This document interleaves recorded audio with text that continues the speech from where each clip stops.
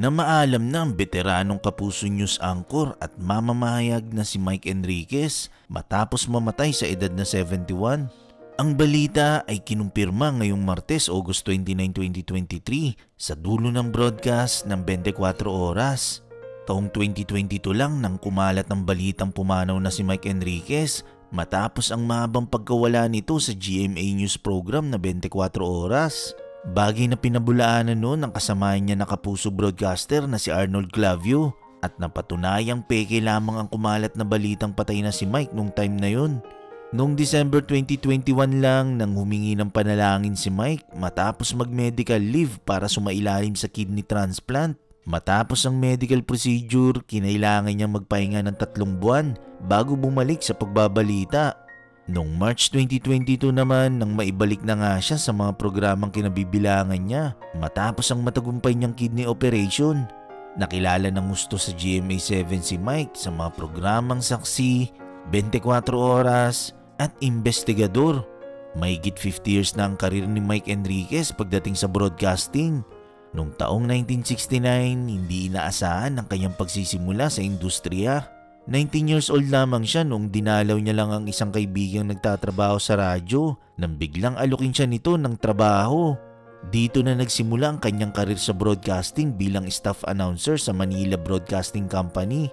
Mula rito ay nakapagtrabaho siya sa iba't ibang mga posisyon tulad ng pagiging broadcast reporter, news editor, program director at station manager hanggang sa maging manager ito ng medium-sized radio network.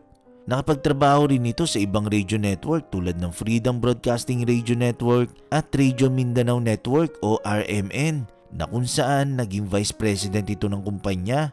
Siya rin ang nasa likod kung bakit naging matagumpay at nanatili sa number 1 spot ng ilang taon ang DWKC 93.9. Siya rin ang boses sa likod ng Mellow Touch 94.7 signature at introduction nito. Noong 1994, lumisan si Mike sa RMN at lumipat at naging bahagi ng GMA Network na kung saan pinamunuan niya ang radio department ng GMA na nagawa niyang palakihin mula sa 4 na istasyon lamang. Nagsilbi siya bilang presidente ng RGMA Network Incorporated at Senior Vice President and Consultant for Radio Operation ng GMA Network.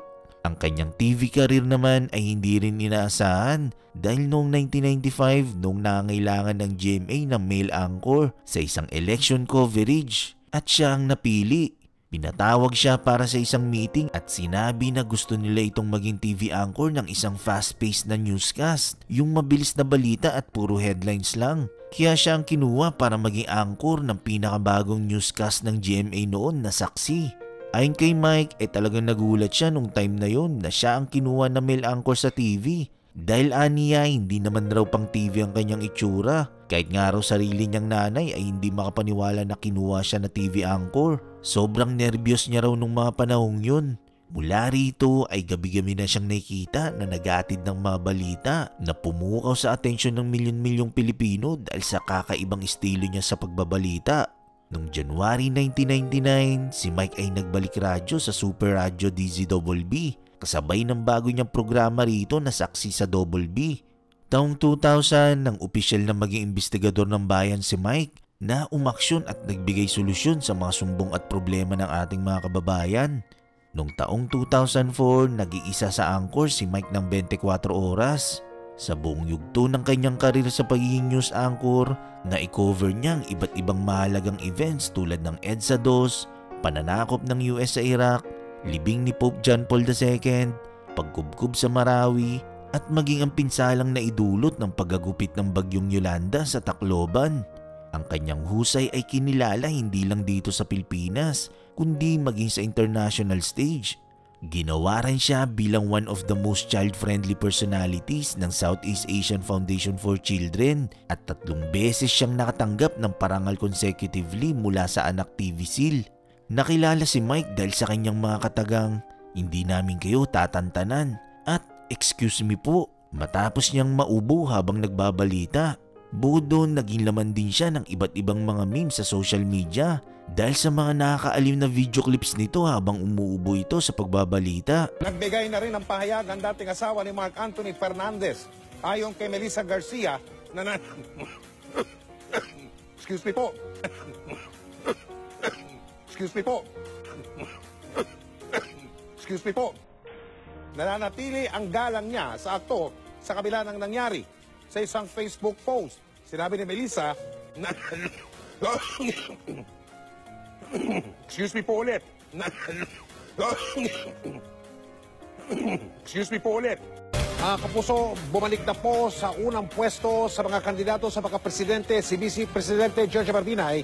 Yan po ay sa bagong survey, excuse me po, ng Pulse Asia sa pagkapresidente, sa pagkapangulo.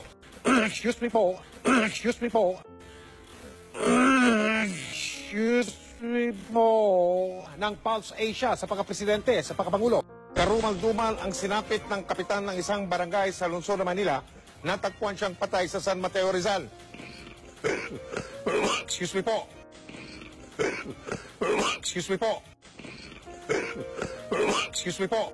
Icicles mula sa tahanan ng katotohanan. Ako po si Mel Tiangco. Ako po si Mike Enriquez po ako. Si Mel, ha? Ako po si Mike Enriquez, walang kinikilingan, walang pinoprotektahan. At ang mga balitang aming tinutukan sa nakalipas sa 24 oras. Maraming salamat sa inyong pagtitiwala. Mula sa tahanan ng katotohanan, ako po si Mel Tiangco. Baka matsugi ka. Ako po si Mike Enriquez, ito ang GMA. Walang kinikilingan, walang pinoprotektahan. Mel, walang kasinungalingan, serbisyong totoo lamang at dahil hindi natutulog ang balita. Nakatutok kami 24 oras. Ala, tawa. Meron pong mga taong tinatawag ako. Makakagalit na panggawa o gitna pa lang ng Mayo. At bilang pag-iingat sa bagong uri o strain ng coronavirus na yan, naka-heightened alert na po ngayon ang ating Bureau of Quarantine sa mga paliparan at mga pier. Binabantayan nila kung may lagnat ang mga pasahero pumasok sa bansa, lalo na yung mga galing sa China. Kung saan galing yung bagong strain o uri. Excuse me po. Hindi po yung coronavirus. Huwag po kayong manahimik o magdalawang isip. Kung may alam kayong katiwalian o reklamo, ipaalam ninyo sa sumbungan ng hatlo, ng